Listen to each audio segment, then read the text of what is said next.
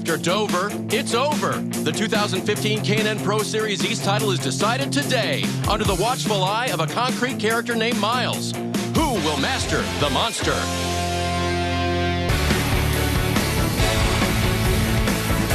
This is Dover International Speedway the way we like to see it. Sunshine in the sky, and we don't know who the sun's going to be shining on after today because William Byron, the championship leader, has just a slight lead over Scott Heckert and Austin Hill, either one of whom could steal it away from young William Byron. Hi, everybody, and welcome to the Drive Sober 125 from Dover International Speedway.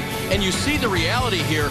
Low clouds. We're in the midst of a nor'easter and a hurricane. It's been bad weather here, and the NASCAR officials have been having to really do some dancing here today. Sprint Cup cars have been on the track for a short amount of time, and now it's time for the K&N Pro Series with rain in the area to try to sneak in their championship run from here at DIS. You see, as the crow flies, it's about 80 miles from Philadelphia.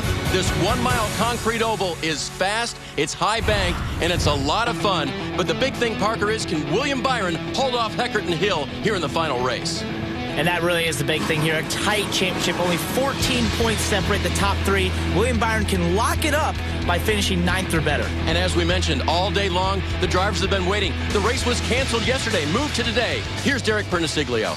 Well, guys, Hurricane Joaquin washed out qualifying, and it also washed out practice. These drivers are going to hit the track cold today, and William Byron starting on the pole. First time ever being here. Are you nervous going into this championship battle? I'm not really too nervous. Done a lot of iRacing on this racetrack, but, you know, that's not really the real thing, so we'll see what happens. But just going to have to approach it the same way I do every racetrack and go out there and have a strong run. So we're just looking to seize the moment and try and get the championship here. With the track having some dampness in it, does it make you a little apprehensive to go full throttle right away? Not really. I think you've got to trust your instincts and trust the car. So the track will be dry once we get out there, and we'll just have to go at it like we normally do. I'll see how much grip there is and go from there. William Byron starts on the pole today, guys. It's the final championship K&N Pro Series race of 2015. And Derek, you mentioned that hurricane in the area. Here's the radar and what NASCAR officials are looking at. They may have to time this race if they don't have a chance to get everything in, because they still have Sprint Cup cars to practice and the Xfinity Series race to do later this afternoon. But what about Byron, Parker, trying to win the championship amid all this? Yeah, really, it's a lot of pressure, but you saw them in that interview. Very cool, very calm. He knows exactly what he needs to do. He needs to do exactly what put him in this position. That's go out there, race hard, and race smart. Multiple wins this season for William Byron. Will it be enough with what he does today to get into the championship? Welcome back to Dover. Pace laps underway. William Byron in the blue and white number 9 is on the pole, but he's got a championship to hang on to, a lead to hang on to, that is. Here's Derek with more. And our Who to Watch driver today will actually be 3 drivers, and those are our top 3 point contenders: William Byron, Austin Hill, and Scott Heckert. William Byron needs to finish 9th or better, 10th if he leads at least 1 lap. Scott Heckert second in the points right now, only 13 points out, right behind Byron, but he has an advantage because he has laps here at Dover. The other driver that's starting in 3rd is Austin Hill. He comes in here with the biggest advantage. He's won the last 2 races here at Dover. He knows what to expect out of this racetrack, and he said right at the drop of the green, he's going to be aggressive and try to go for the win right away.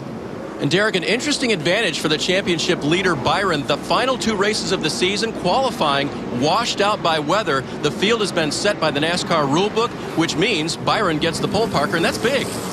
Yeah, except for they had no practice. And you really look at Austin Hill and Scott Heckert, who've been here before. Obviously, Austin Hill, who's won here before. That's a really big thing, an advantage when you have had no practice or qualifying. And how difficult is this track? You see the race analysis, Parker. Well, this is the fastest track they go to all year. There's a couple things that get thrown at them that they don't experience most of the year, and that's aero, right? Aero, getting behind a car, getting aero tight, getting aero loose, getting cars on your quarter panel, moving the air off your rear spoiler. That's things they don't experience, and this place is going to throw at them in droves. Here is the starting lineup. 17-year-old William Byron, having never turned a lap competitively on this racetrack. He'll start on the pole with Scott Heckert to his outside.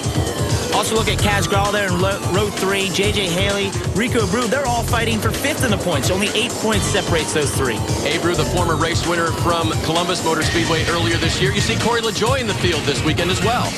Yeah, excited to see him here. He's been trying to get back in a race car, been crew chiefing for David Mayhew in the West Series. Good to see him back in the East Series and a former winner at Dover.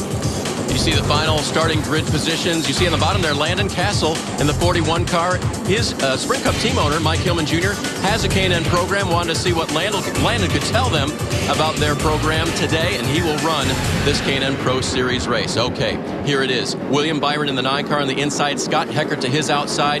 Behind those two teammates, the pink and white 22 of Austin Hill. Derek's already told us, within 14 points of each other, the championship is on the line today. William Byron, the championship leader in the 9 car. He learned the Dover International Speedway on iRacing. Let's see if his virtual reality can become a racing reality today as the cars exit turn 4 and get ready to receive the green flag on the final race of the season for the 2015 K&N Pro Series East Championship. Green is in the air, and Byron leads him in.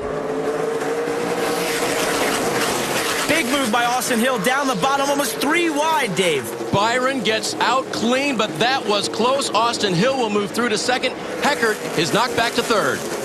You see that experience out of Austin Hill. He knew exactly what he was doing. Ooh, we got a car on the wall here. It looks like Dylan Bassett. Dylan Bassett right away off turn number 2, and he goes back into the wall, into that safer barrier as he goes through 3 and 4. And that, no doubt, is going to bring out our first caution of the day. That's a hard impact for Bassett. Really hard impact. You see that right front just all shoved up into the wheel well. Really, when he got in that outside wall off turn 2, it looks like it hurt the right front. He went off into turn 3 and 4, had no way of turning that race car hard into the wall. You see the speed these cars are carrying at Dover International Speedway, though, with how hard he hit there. And Byron, they have not thrown the caution yet, and now it's going to come out for the accident with Dylan Bassett as they come off of turn number 4.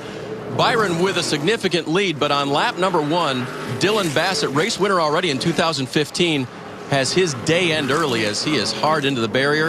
And there his 44 car sits. You see Dylan walking away. Glad to see that. Yeah, definitely glad to see that. It's not how you want to finish your season, but sometimes those things happen, especially with how little track time these guys, or no track time that these guys have had this weekend. See if we can see what happened back in the pack, top of the screen. Oh, and he gets tagged there.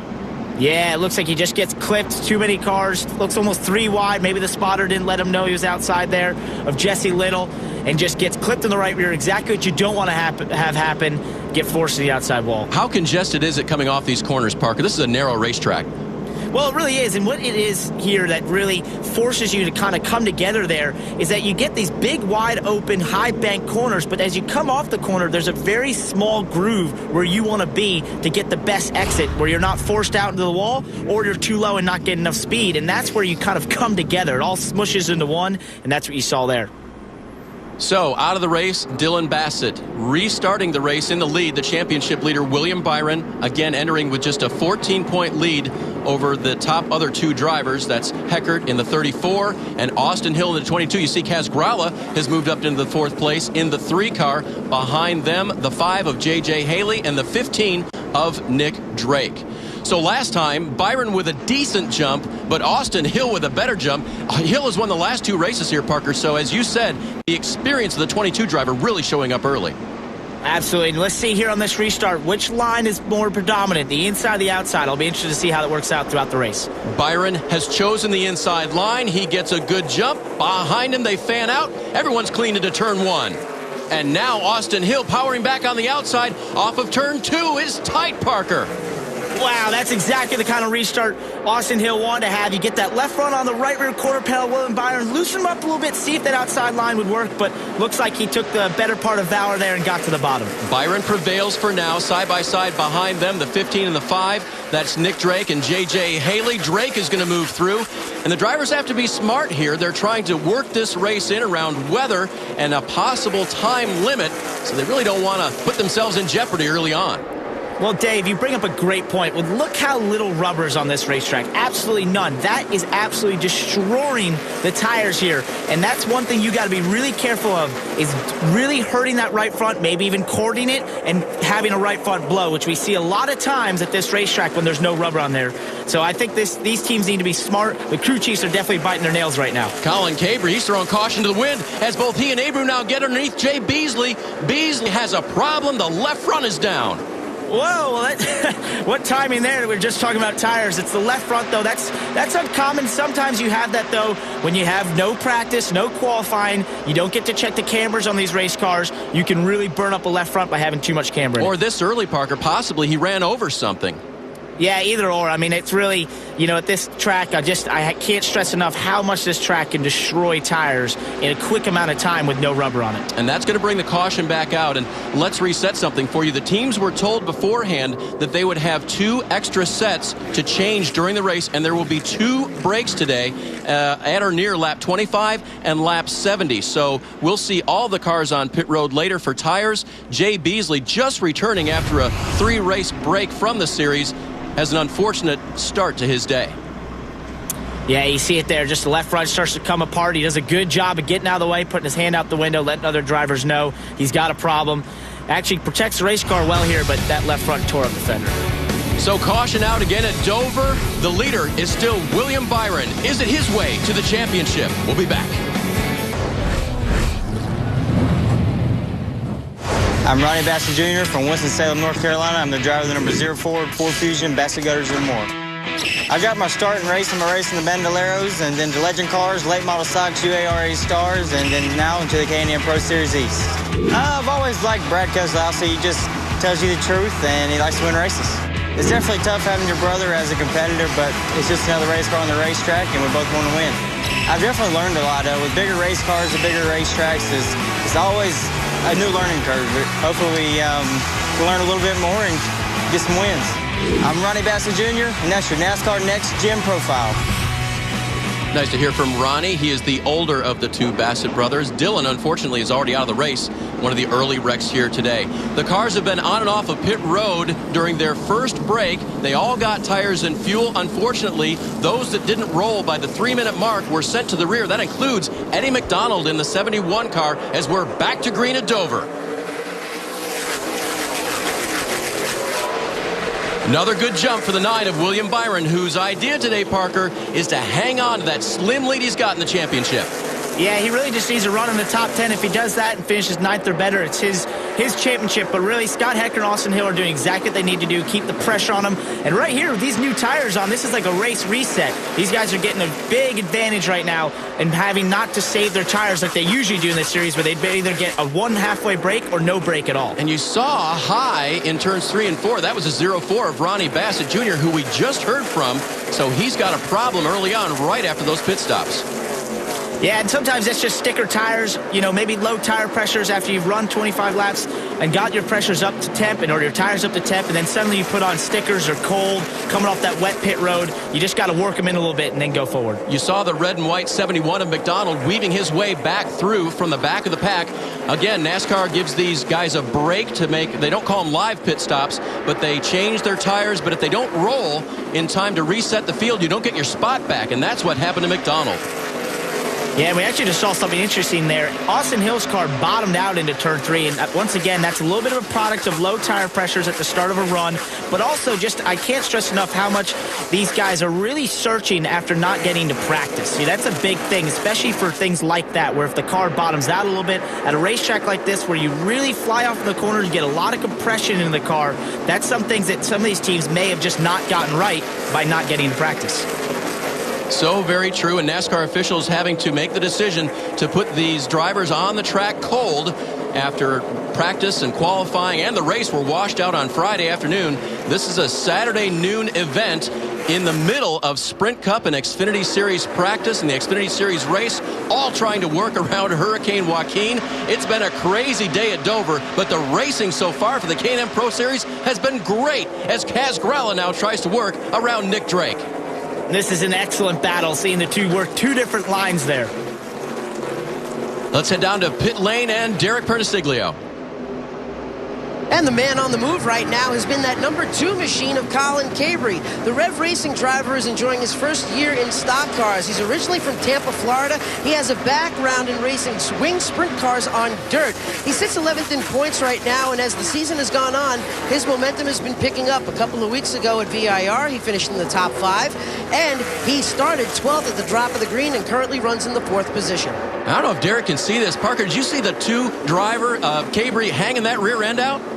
Absolutely. That's exactly what you'll see out of these cars. They're on bias ply tires, unlike the Sprint Cup Series, the Camp World Truck Series, or even the Xfinity Series. But these are on tires that are very related to a road car tire, and therefore they get to hang these cars out, put them out sideways a little bit. And you'll see that a lot today, but don't get alarmed. That's where these cars love to be, hanged out a little bit. And interesting, and as we see Corey LaJoie trying to take fifth from Rico Abreu. Abreu in the 98, he's one of those drivers that grew up on the open wheel cars as they, wow, oh, hey, that's Whoa. Austin Hill on the inside. Austin Hill in the 22 with a problem. He just got it to the bottom there. Yeah, down to the apron is a 22. Oh, no. Hill, who came in with a chance at the championship, is now slowly working his way down the front stretch at Dover, and it could be finished for Hill. The winner of the last 2 races here at Dover, the last 2 years. That's a really unfortunate turn of events for him. Not only in the championship, but trying to get a win here today. It stays green for Byron. His next closest championship competitor is his teammate Scott Heckard right behind him, so it's not a done deal. But with Austin Hill out of the picture, it gets just a little bit closer for the 9 driver, Byron. Yeah, that's just one more boxy check there to get closer to this championship. But you see Scott Heckard there really hounding him, doing exactly what he needs to do. See what William Byron's doing, kind of take note of his race car, and see what he can make better about his race car come the lap 75 break. You were taking a look again at Austin Hill making his way back around. There it is. He's on the backstretch now. The car coasting around, obviously not under power. He started the season with a green to checkered, let every lap race win at New Smyrna Speedway. And since then has been in the championship hunt, but it's going to be over today for Austin Hill as he continues to go laps down as the field stays under green. That's truly unfortunate. Really, we were seeing an excellent championship battle, an excellent battle on the racetrack amongst these 3. And you want to see these sorts of things settled on the racetrack, of course. So it's really unfortunate to see Austin Hill there with a, obviously, out-of-power car trying to go around on the apron to the pit road. 40 laps into the scheduled 125 laps, and now the caution comes out, quite possibly because Hill didn't make it all the way back around, and that would be a safety issue. We see one car on pit road, and Austin Hill was trying to coast that 22 car into the garage area, but he had to get a push from the wrecker right there. Yeah, this just, it's exactly what you don't want to see on these kind of days. But, hey, look, they showed up with a fast race car. He obviously sure did. Had all the right things in play to go out there and challenge for this championship, and circumstance would take them out. And the story for this team, they worked out of an old carpet store. And they didn't even have heat in the building sometimes working on these race cars. And they worked their tails off to try to win the K&N Pro Series East Championship. And it came down to this. There goes the crew right under the hood, Parker. So, and obviously a power plant issue. Yeah, well, these guys can be proud of their season overall. As you said, this team is not one of the most well-funded, but they put up a great fight, put some great race cars on the track, and Austin drove them very well.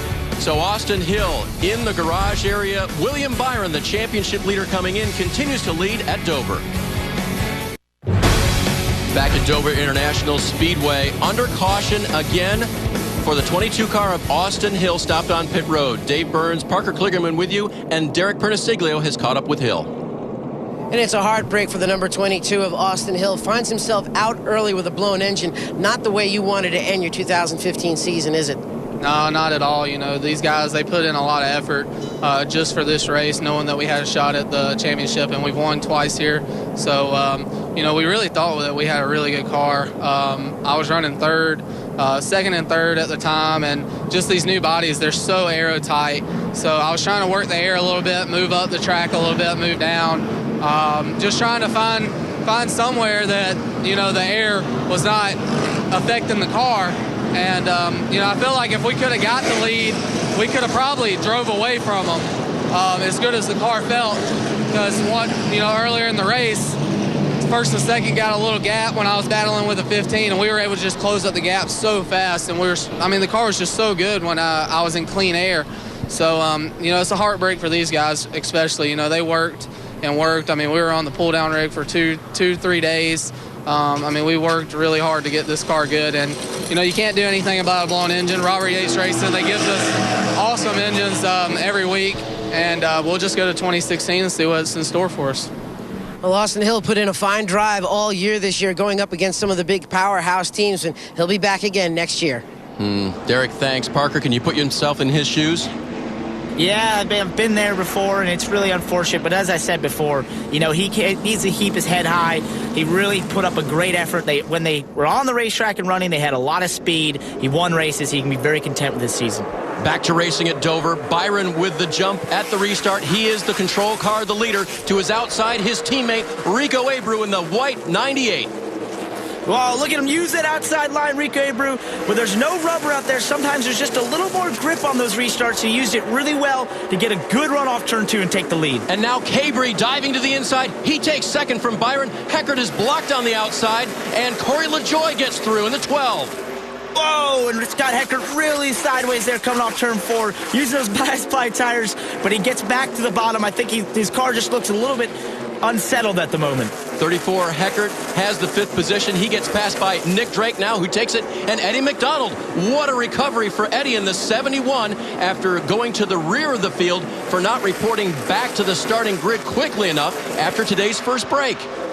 Yeah, and we're seeing Scott Heckert just go way back there. Something's definitely up. Maybe just wasn't really feeling the tires out here. I don't know what's going on there, but he just looked all over the place at the time. Needs to get back in line, find a way to start clicking off these laps and get back up towards his teammate there, William Byron, if he wants to fight for this championship. Gralla with a little bit of damage on the left rear of the 3 car there, and ahead of him was the 41 of Landon Castle. You see a good battle here. Kenzie Rustin in the 4, Dalton Sargent in the 51. Yeah, and you'll see this a lot today, I think. When these cars get side by side, it's easy to get side by side, but it's hard to make a pass here. And you heard Austin Hill talk about the aero effects of these new bodies. That's something a lot of these drivers haven't experienced, as we talked about at the beginning. They're just going to be feeling that out right now. As you see Dalton Sargent and Kenzie Rustin running side by side. Oh, just slide up the track a little bit there. Rustin now has the position as Sargent had to back out of it. Behind him, there's Cody Rohrbaugh. He gets by the 5 of J.J. Haley. And you saw up front the 2 former open wheelers, Abreu and Cabry. They're legging it over the field right now. Yeah, they love to have these things hung out sideways, and that's exactly what these cars want to be right now in these bias-ply tires. It seems like the fastest cars have those cars just completely sideways coming off the corners, really wiggling as they get back to the throttle and up off. Brandon Reynolds in the 1 car. He's had his troubles today. He's been to the back of the pack a couple of times, working his way back through. Around Travis Miller in the 40. And there's the 6 of Devin Amos. And we really are seeing 2 distinct grooves get worked in here, but it seems like the bottom is just more predominant. This tires are 3 wide in the turn 3. Yeah, I guess, I wouldn't have think of that as a groove, but it seems some guys are using it effectively. Hughes thought it would be a good idea in the black 08, and it worked to a degree, as now Amos battles back on the outside. And you see that there. Just see how Amos is so high up. That's a line you will see definitely get worked in as the rubber gets laid down. You see that black come across the racetrack. Definitely some guys will be able to kind of dime in the corners, and that's what this racetrack lends itself to, is that you got to find ways, as Austin Hill said, to get the air on your race car. Get out of that dirty air, and sometimes that means finding a little bit higher groove than that predominant lower line. Great battle for the lead between 2 former open wheelers, the 98 of Abreu and the 2 of Cabry. And here comes Eddie McDonald. He's back into the top 5 in that red 71. And how about that veteran experience there, Dave? Coming through, Eddie McDonald has been in this series for many years, really using that lack of practice to his advantage, knowing exactly what he needed in that race car and driving it from the back to the front. At 35 years old, one of the smarter drivers in this field today. A lot of youngsters in the field, including that 2 of Colin Cabry and the 98 of Rico Abreu out front of the championship leader William Byron and Corey LaJoie in the 12 car in 4th. And here comes Patrick Staropoli trying to take 6th from Drake. Yeah, this is an excellent battle right here. Patrick Staropoli versus Nick Drake at the moment. You see them once again just using those 2 different lines. We're just going to see that all day. Trying to find, as I said before, to get that clean air on your race car, to get a little bit of advantage on the guy in front, and maybe move them out of the groove that they want to be in, take the position. Look at the gap here. Abreu in the 98, Cabry in the 2. They have gotten far out in front. And Parker, we talked about the format today, a little bit of a change. They have 2 breaks today, a chance to put on tires and to really use them. Yeah, and that's kind of what these 2 are using their advantage at the moment. Really, I think these 2 have taken note of that and decided to just drive as hard as they can to lead laps and put themselves in a winning position. As you see Cabry get below Rico Abreu here and maybe take the lead going off the turn 1. He's got it. Cabry in the 2 car to the lead. He started 12th today, and he goes to the point. Derek. Rico Abreu had never turned a lap around the Dover International Speedway until they took the green flag just a little while ago. The driver hailing from St. Helena, California, was running up front at the time. He said to the crew over the radio, the car's starting to get a little bit tight down in turn 3 and 4, pushed up a little bit, and that's what allowed Colin Cabry in the number 2 to get underneath him. That's a great point, Derek. And we've got another break coming up for these drivers and crews to put 4 more tires on. So we'll see what happens after they get another chance to tune on the race cars. Again, if you're just joining us, didn't have any practice, didn't have qualifying, so NASCAR inserted 2 breaks into today's action. We had one at lap 25. The next one is coming up. And that gives these young drivers a chance to have their crews go to work a little bit and give them a little fine-tuning to get to the end of this race. Dave, I want to bring something up here about William Byron. He could become the 5th driver as a rookie to win the championship here in the KNPSE Pro Series, and he would join the likes of Logano, Kyle Larson, and Ryan Truex, who've all had successful NASCAR careers. So very true. A building block type of series. That is the K&N Pro Series, and we've seen some good ones come from it. That white and blue 9 of Byron, he wants to be the next one. All right, so the only thing bad for Cabry and Abreu, there goes that huge lead, Parker. Well, for Rico Abreu, he's loving this. He knows that car got a little bit tight, as he said to his crew chief. They can come in, tune on it, see if they make the right adjustment, and go out there and fight against Cabry to retake that lead. So the field now closing up behind the pace car, the second of 2 breaks this afternoon. It's a 5-minute break. They are not live pit stops, so the crew can take their time to a degree, but NASCAR wants them to start rolling back off of the pit lane after about 3 minutes. So we'll take a quick break as well. We'll get back and see how the drivers do after their break here at the Dover International Speedway.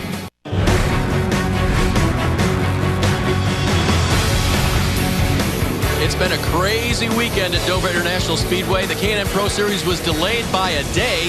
Finally got the green flag around noon, but it was over early for Dylan Bassett, who had contact with Jesse Little off of turn number 2 and was into the wall. Jay Beasley returning to the series after a 3-race hiatus. He has problems, and biggest story of the day perhaps, the 22 of Austin Hill, engine failure. He was in contention for the championship, but has to watch it finish without him being able to challenge. Speaking of challenging, 2 open-wheel veterans now making a name for themselves in stock cars, Colin Cabry and Rico Abreu, putting on a show just before the second of 2 breaks here at Dover this afternoon. So Cabry in the 2, the 98 of Abreu, the 9 of William Byron, and the 71 of Eddie McDonald. One car that we don't see near the front, that's the 34 of Heckert. He's in his lowest running position of the day right now, Parker. Yeah, this isn't what he needs right now. He needs to be up there racing with William Byron and putting pressure on him to try and get ahead and lead laps, or lead the most laps to be able to go win this championship. Obviously, he can't lead the most laps at this point.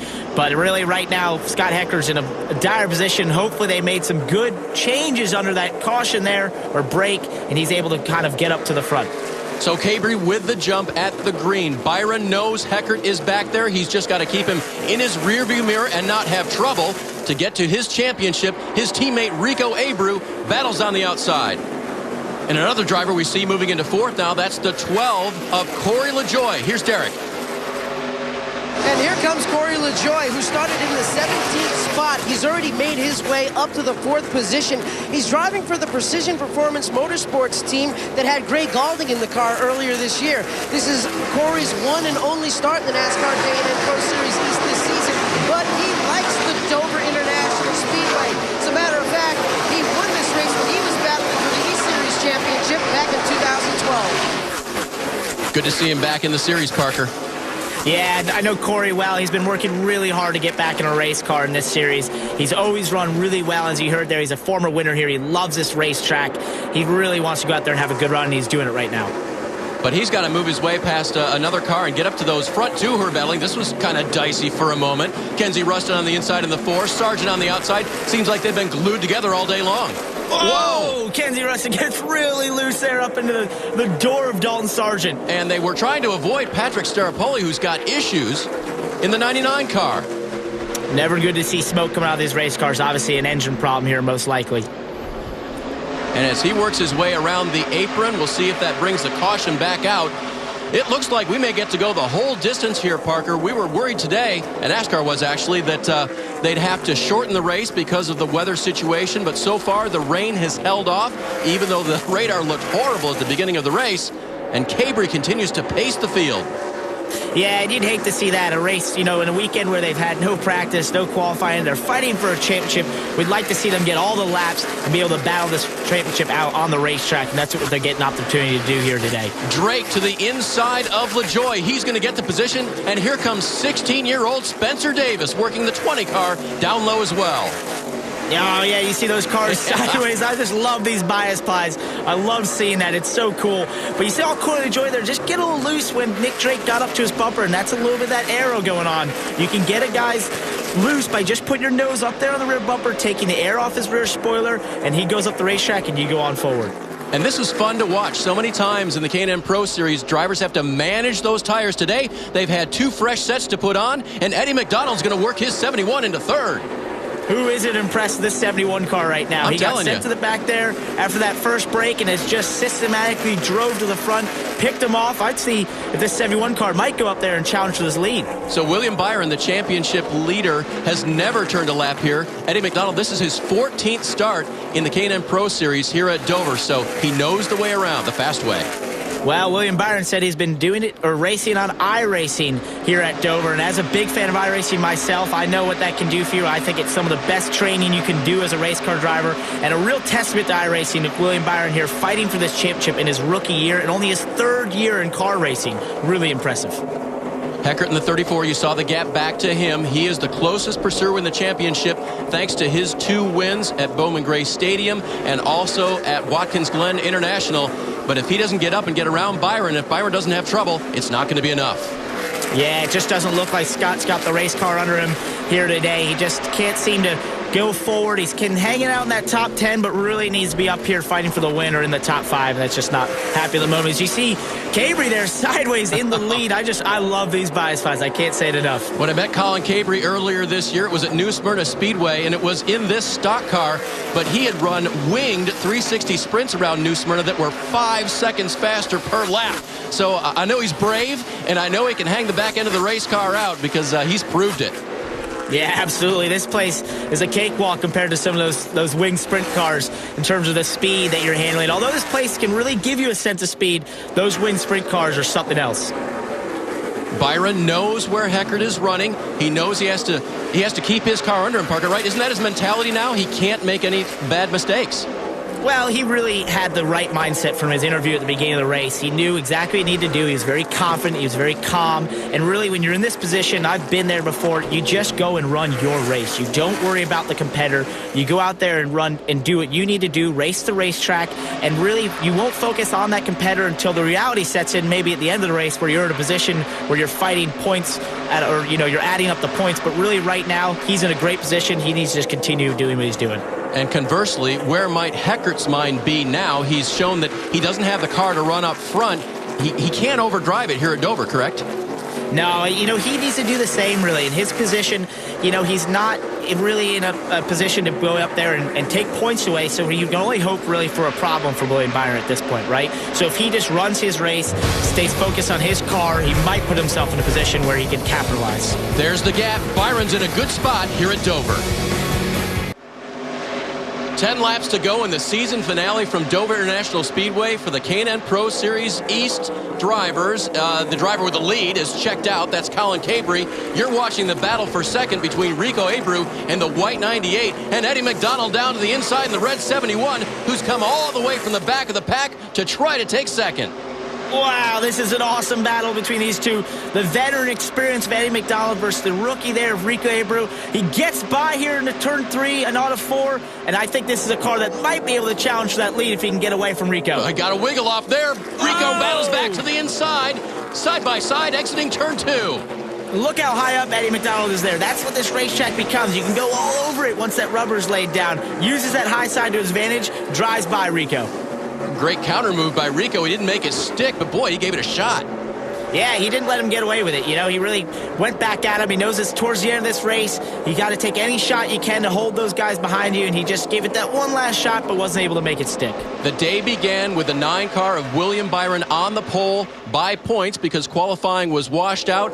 He started with a 13 and 14-point lead over his closest competitors. Austin Hill in the 22 is out of the race. Scott Heckert in the 34 is now right behind him, but that's just 1 point. If he can get by Byron, it's not going to be enough. No, it isn't. Byron's exactly where he needs to be to clinch this championship no matter what Scott does. And for Scott right there, how tantalizingly close is that driver and that championship to see him in front of you. But no, even if you just got by him, it's not really going to aid you in getting this championship. We'll see how this plays out here. But Scott and William have done exactly what they needed to do. William has been smart. He's driven a very smart race. And then there you have Scott there, who maybe hasn't had the best car, but he's been able to hold on and hold his position and had William Byron come back to him now. These drivers are teammates. Wow, well, you see Tyler Hughes has been into the wall in the 08 car. And with 5 laps to go, we'll see if NASCAR thinks they need to throw the caution here. Hughes is down on the apron. He's out of harm's way. And Cabry doesn't seem to care. The 2 car just keeps on flying. Yeah, wow, he's putting on a clinic at the moment. He's driven away from these guys.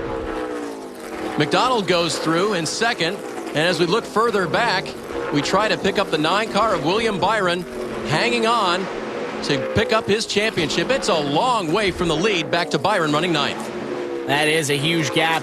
You see for Scott here right now, I think, something he can do is if he can get by William Byron, it can be a sort of feather in his cap to know maybe they were better on the day.